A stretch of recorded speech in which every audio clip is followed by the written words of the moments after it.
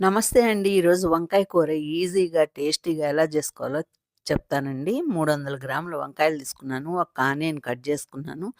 ఆవాలు, జీలకర్ర, మెంతులు హ్మ్, కాస్త వేసుకొని, ఉప్పు, పసుపు వేసుకొని, కొంచెం కరివేపాకేసుకొని, అందులో గ జింజర్ గార్లిక్ పేస్టు 1 స్పూన్ ఏసుకొని, 3 టమాటాలు తీసుకున్నానండి. 300 గ్రాములు వంకాయలకి.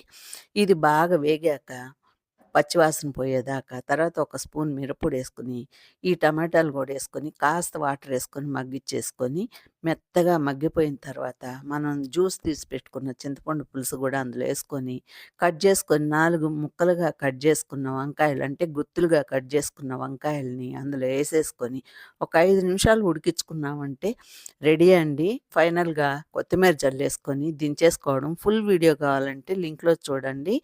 మీకు నచ్చితే లైక్ చేయండి, షేర్ చేయండి, కామెంట్ పెట్టండి.